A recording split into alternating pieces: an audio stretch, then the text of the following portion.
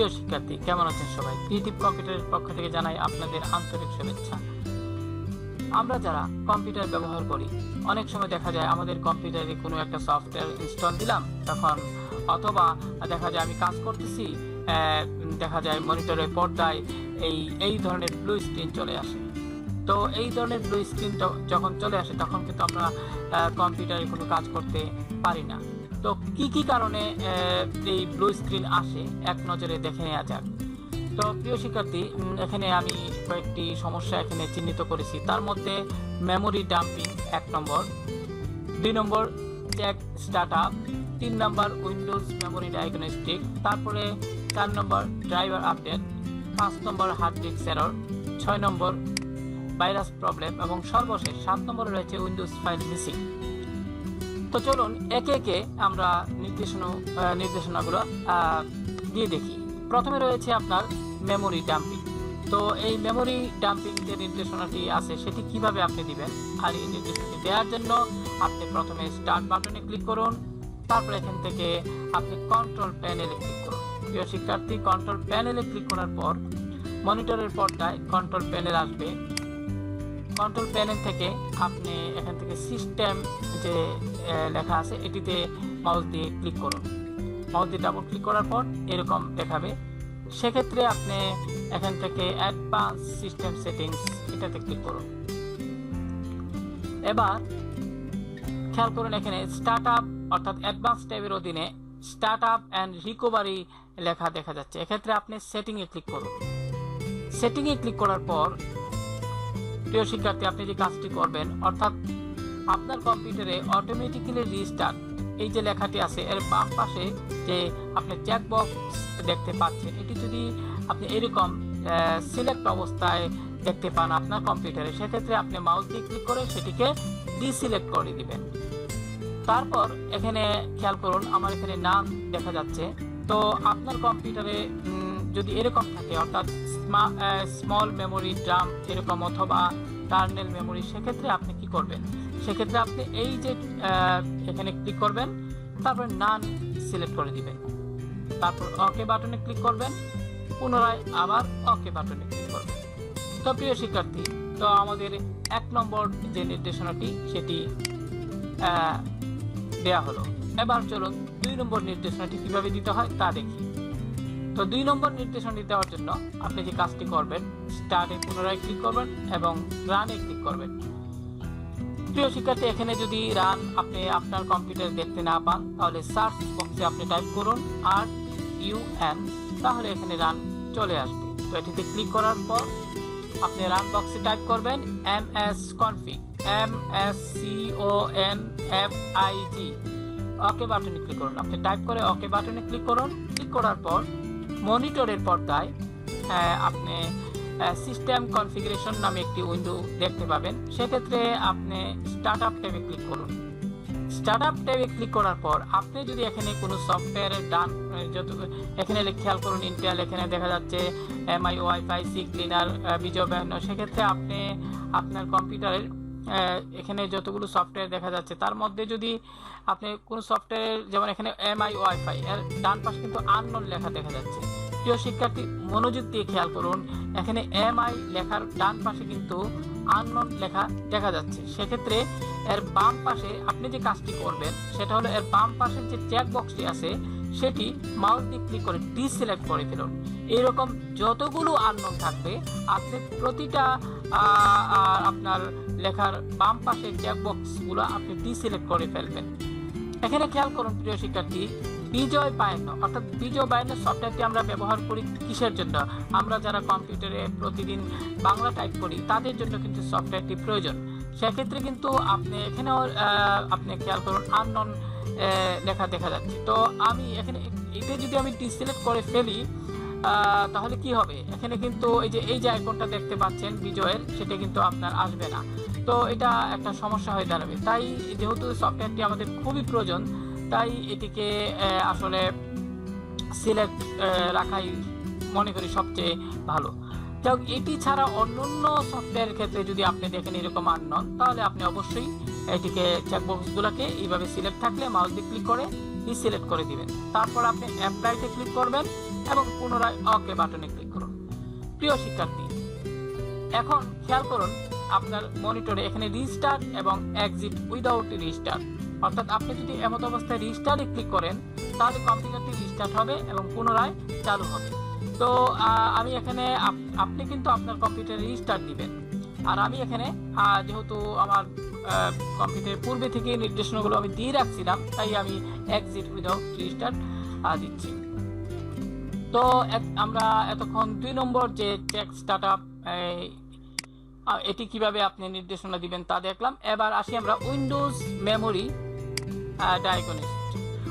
Windows memory ডায়াগনিস্ট নির্দেশনাটি আপনি কিভাবে দিবেন, এজন্য আপনি পুনরায় আবারও স্টার্ট বাটন ক্লিক করুন এবং সার্চ বক্সে আপনি টাইপ করুন উইন্ডোজ টাইপ করার উইন্ডোজ মেমোরি। প্রিয় শিক্ষার্থী, খেয়াল করুন উইন্ডোজ টাইপ করার সাথে সাথে কিন্তু এখানে উইন্ডোজ মেমোরি ডায়াগনিস্ট যে লেখাটি সেটা কিন্তু চলে আসছে। এমন অবস্থা আপনি এটিতে মাউস দিয়ে ক্লিক করুন। ক্লিক করার পর খেয়াল করুন এখানে লেখা আছে যে restart now and check for problems recommended. আপনি কিন্তু আপনার কম্পিউটারে যদি এই সমস্যার কারণে ব্লু স্ক্রিন এসে থাকে, তাহলে অর্থাৎ এখানে মেমোরি জনিত কোনো সমস্যা আছে কিনা এটি আপনি চেক করে দেখতে পারেন। আর এটি যদি চেক করতে চান তাহলে আপনি এখানে মাউস দিয়ে ক্লিক করবেন। ক্লিক করার পরে কি হবে, কম্পিউটারটি রিস্টার্ট নেবে। কম্পিউটারটি রিস্টার্ট নেওয়ার পর মনিটর স্ক্রিনে আপনি এইরকম দেখতে পাবেন। প্রিয় শিক্ষার্থী, খেয়াল করুন কম্পিউটারটি যখন অর্থাৎ এখানে ক্লিক করার সাথে সাথে কিন্তু কম্পিউটারটি রিস্টার্ট নেবে এবং রিস্টার্ট নেওয়ার পর কম্পিউটারটি যখন পুনরায় চালু হবে তখন আপনি মনিটরের পর্দায় এইরকম দেখতে পাবেন, অর্থাৎ Windows is checking for memory problems. এই যে এভাবে আপনার পার্সেন্টেজ দেখাবে। এভাবে যখন পার্সেন্টেজ আপনার শেষ হয়ে যাবে এক পর্যায়ে, অর্থাৎ এর কার্যকারিতা যখন এখানে কমপ্লিট হয়ে যাবে, তখন কিন্তু কম্পিউটারটি পুনরায় রিস্টার্ট নেবে। এবং রিস্টার্ট নেওয়ার পর প্রিয় শিক্ষার্থী, আপনি যেটা দেখতে পাবেন, আপনার কম্পিউটারে যদি এখানে কোনো প্রবলেম না পায় তাহলে কিন্তু উইন্ডোজ মেমোরি ডায়াগনিস্ট এই যে লেখাটি আছে এখানে কিন্তু দেখাবে no memory error were detected, অর্থাৎ আপনার এখানে কোনো সমস্যা নেই। তাই কিন্তু এই ধরনের মেসেজ দিয়ে আপনাকে সতর্ক করে দিচ্ছে যে না, এখানে উইন্ডোজ মেমোরি সংক্রান্ত কোনো সমস্যা আপনার কম্পিউটারে নাই। তো এইভাবে আমরা এখানে চেক করে এই বিষয়টা দেখতে পারি। আর যদি কোনো সমস্যা থাকতো তাহলে এখানে আপনার অটোমেটিক্যালি ভাবে কিন্তু কম্পিউটারে এই নির্দেশনাটি আপনি যখন আপনার কম্পিউটারে দিবেন তখন প্রবলেম থাকলেও সে কিন্তু এটাকে স্বয়ংক্রিয়ভাবে আপনার ঠিক করে দিবে। যাই হোক, এটা নির্দেশনা যখন আপনি দিবেন তারপর যেটা করবেন সেটা হলো ড্রাইভার আপডেট। প্রিয় শিক্ষার্থী, এটি কিন্তু গুরুত্বপূর্ণ একটি বিষয়। তো ড্রাইভার আপডেট আসলে কি? আমরা আমাদের কম্পিউটারে যে সমস্ত সফটওয়্যার, বিশেষ করে গ্রাফিক্স ড্রাইভার, আপনার ল্যান্ড ড্রাইভার, সাউন্ড ড্রাইভার, এই সমস্ত ড্রাইভারগুলা কিন্তু কিছুদিন পর পর আপডেট দেওয়া উচিত। অনেক সময় দেখা যায় আমাদের একবার আপডেট দেওয়ার পর বা আমরা যখন সফটওয়্যারগুলো ইনস্টল করি তখন আর আমরা আপডেট দিতে চাই না, তখন কিন্তু আমাদের কম্পিউটারে নানা সমস্যা দেখা দিয়ে থাকে এবং ব্লু স্ক্রিনের মতো সমস্যা হয়ে থাকে। তো এই আপডেট করার জন্য আপনি যেটা করবেন, আমি দেখাচ্ছি আপনাদের। আপনি প্রথমে ডেস্কটপের কম্পিউটার আইকনে রাইট বাটন ক্লিক করে ম্যানেজে ক্লিক করুন। প্রিয় শিক্ষার্থী, ম্যানেজে যখন আপনি ক্লিক করবেন সেখান থেকে আপনি ডিভাইস ম্যানেজার, আপনার একটু মনোযোগ দিয়ে খেয়াল করুন। ডিভাইস ম্যানেজার লেখাটি এখানে দেখা যাচ্ছে। এটিতে মাউস দিয়ে ক্লিক করলে কিন্তু আপনার এখানে এইভাবে চলে আসবে। সেক্ষেত্রে খেয়াল করুন এখানে আমি গ্রাফিক ড্রাইভারটা যদি দেখতে চাই, যেমন ডিসপ্লেটার, এখানে কিন্তু আমার এখানে ড্রাইভারটি আপডেট আছে বিদায় কিন্তু এখানে কোনো সমস্যা দেখাচ্ছে না। যদি আমার ড্রাইভারটি আপডেট না থাকতো তাহলে কিন্তু এখানে হলুদ চিহ্ন দেখা যেত, তার মানে এটাকে আমার আপডেট করতে হবে। তো হলুদ চিহ্ন যদি আপনার কম্পিউটারে এরকম দেখায় সেক্ষেত্রে আপনি কি করবেন, ইন্টারনেট সংযোগ থাকা অবস্থায় এখানে রাইট বাটন ক্লিক করবেন এবং আপডেট ড্রাইভার সফটওয়্যার এটিতে ক্লিক করবেন। ক্লিক করার পর ইন্টারনেট যেহেতু এখানে সচল আছে সেক্ষেত্রে আপনি যেটা করবেন সেটা হলো আপনি এই search automatically for update driver এটিতে মাউস দিয়ে ক্লিক করবেন। ক্লিক করার পর কিন্তু আপনার এই যে ড্রাইভারটি অটোমেটিকলি ভাবে আপনার ইন্টারনেট থেকে সেটা আপডেট হয়ে যাবে, আপডেট হয়ে যাবে। তো প্রিয় শিক্ষার্থী, এইভাবে এখানে খেয়াল করুন আমার কিন্তু এখানে একটু হলুদ চিহ্ন দেখা যাচ্ছে আমার কিন্তু এখানে ওয়্যারলেস ড্রাইভারটি কিন্তু হলুদ চিহ্ন দেখা যাচ্ছে, তার মানে আমার এটাকে আপডেট দেওয়া প্রয়োজন। সেক্ষেত্রে রাইট বাটন ক্লিক করে অনলাইন চালু অবস্থায় আপডেট ড্রাইভার ক্লিক করি, এখানে কিন্তু ক্লিক করে এটি ড্রাইভারটি স্বয়ংক্রিয়ভাবে আপডেট হয়ে যাবে। তো আপনি কি করবেন, আমি এখানে আমার ইন্টারনেট কানেক্ট বর্তমানে সচল না, তাই আমি এখানে আপডেট দিচ্ছি না। আপনি এই ধরনের সফটওয়্যারগুলো আপডেট করে নেবেন। তো এই ধরনের সফটওয়্যারগুলো যদি সবগুলো আপডেট থাকে তাহলে কিন্তু এই ব্লু স্ক্রিন আপনার কম্পিউটারে আসবে না। যদি এই সংক্রান্ত বিষয়ে সমস্যার কারণে ব্লু স্ক্রিন আসে তাহলে কিন্তু আসবে না। তো প্রিয় শিক্ষার্থী, আশা করি বিষয়টি আপনারা বুঝতে পারছেন। এইভাবে আপনি আপনার কম্পিউটারের সফটওয়্যারগুলো আপডেট করবেন। তো এবার আমরা hard disk error. Hard disk আমরা আমাদের কম্পিউটারে গুরুত্বপূর্ণ একটি আপনার যে আমরা আমাদের কম্পিউটারে যা কিছু সংরক্ষণ থাকে সেটা হলো হার্ড ডিস্ক। হার্ড ডিস্কে যদি কোনো সমস্যা থাকে তাহলে কিন্তু আমাদের এই যে ব্লু স্ক্রিন সমস্যাটা আমাদের কিন্তু আসবে।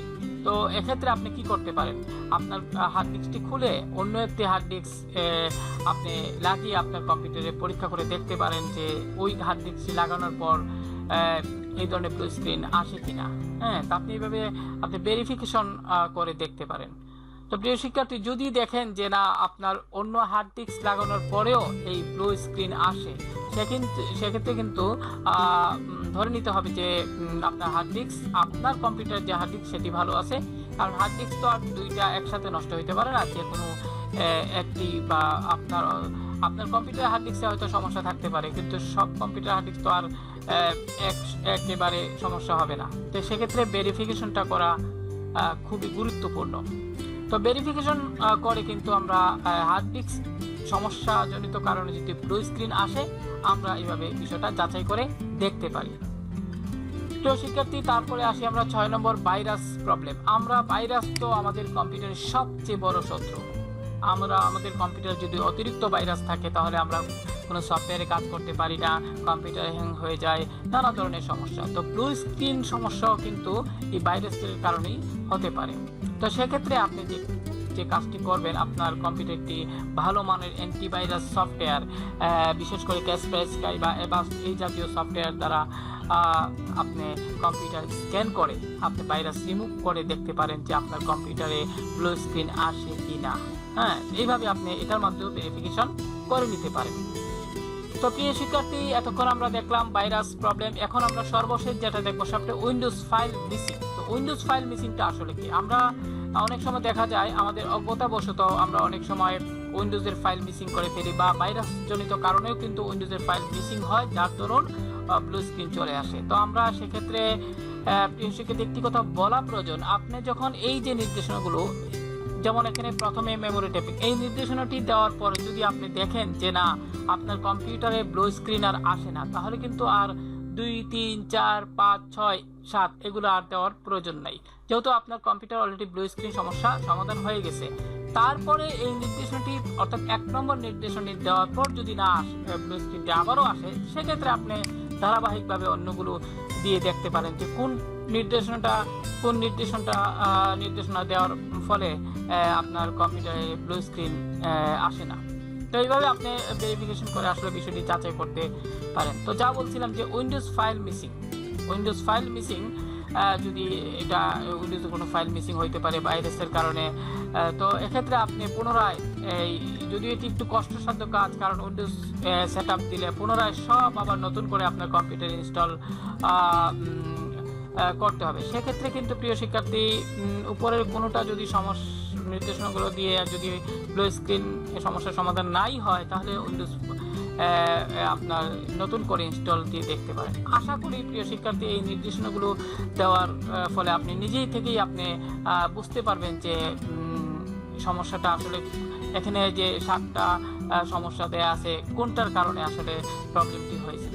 তো আসলে হার্ডওয়্যার কাজটি এমন একটা জিনিস, আমরা কিন্তু সঠিকভাবে বলতে পারি না যে এইটার কারণে, আমরা কিন্তু জোর দিয়ে বলতে পারবো না যে এই মেমোরি ট্যাপিং এর কারণে কিন্তু ব্লু স্ক্রিন আইছে, আপনার এখানে চেক স্টার্টআপ, কোনোটাই কিন্তু আমরা জোর দিয়ে বলতে পারি না। আমরা কিন্তু চেষ্টা করতে পারি, দেখি এখানে এগুলাতে সমস্যা আছে কিনা, আমরা ভেরিফিকেশন করতে পারি, যাচাই করতে পারি।